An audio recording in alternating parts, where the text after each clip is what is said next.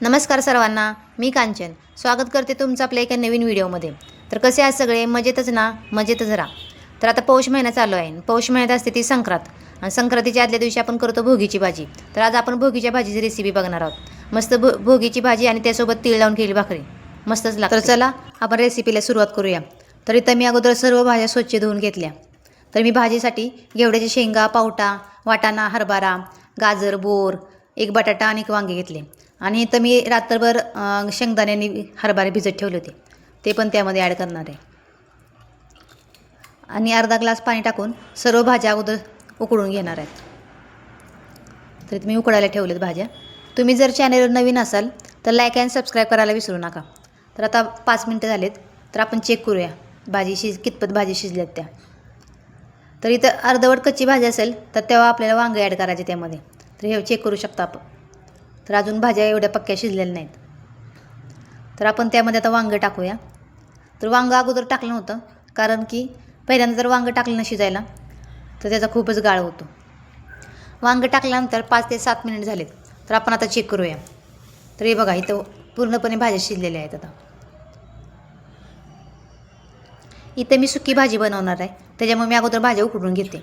आणि ही रेसिपी माझी आईची आहे, त्याच्यामुळे पहिल्यापासून मी अशीच भाजी करते आणि घरात पण सर्वांना अशीच भाजी आवडते। तर इथं आपण आता फोडणीची तयारी करूया। तर मी अगोदर पांढरे तीळ आणि शेंगदाणे ओबडधोबड बारीक केले। आता 2-3 चमचे तेल घेऊन त्यामध्ये कढीपत्ता, जिरे आणि मोहरी चांगली परतून घेतली। त्यानंतर आता आपण लसूण आणि आल्याची पेस्ट टाकूया। हे चांगले परतले की त्यामध्ये बारीक खिसलेले खोबरे टाकायचे 2-3 चमचे।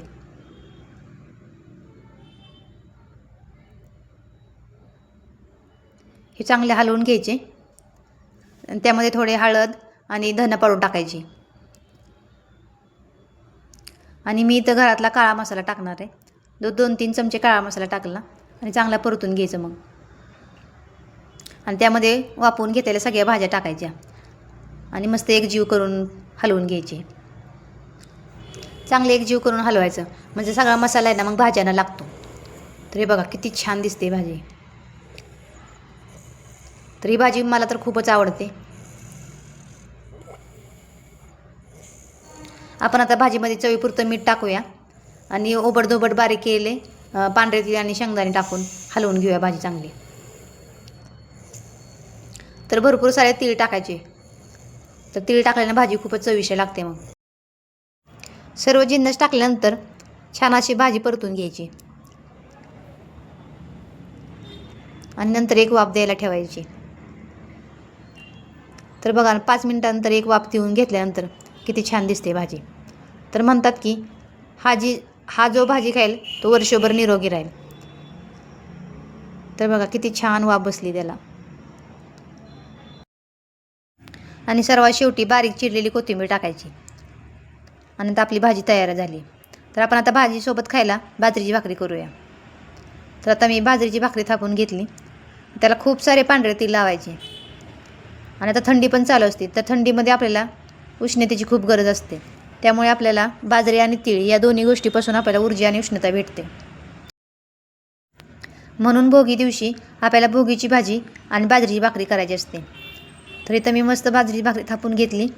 तर आपण मस्त अशी खरपूस भाजून घेऊया आणि दोन्ही बाजूला तीळ लावायचे, तर छान खरपूस लागते मग। आणि मी इथं पाण्यामध्ये थोडं मीठ टाकलं होतं, त्यामुळे भाकरीला पण चव लागते। तर आमच्याकडे या भाजीला खेंदड म्हणतात, तुमच्याकडे काय म्हणतात तर नक्की कमेंट करून सांगा। तर इथं मी छान भाकरीला दोन्ही बाजूला तीळ लावून घेतले।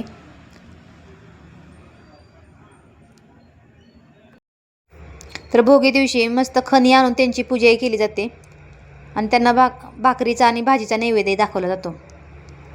तर तुम्हा सर्वांना मकर संक्रांतीच्या खूप खूप शुभेच्छा। तिळगुळ घ्या, गोड गोड बोला। तर इथं माझी भाकरी भाजून झालेली आहे। तर हे बघा किती खरपूस भाकरी भाजली। तर मस्त बाजरीची भाकरी आणि भोगीची भाजी खूपच छान लागते। तर तयार आहे आपले खेंदाट आणि भाकरी। जर तुम्हाला ही रेसिपी आवडली असेल तर तुम्ही नक्की ट्राय करा आणि कशी झाली ते पण सांगा। तुम्हाला तर आमचे व्हिडिओ आवडत असेल तर लाईक, शेअर, कमेंट आणि सबस्क्राईब करायला विसरू नका। तर भेटूया आपण नवीन व्हिडिओमध्ये। बाय।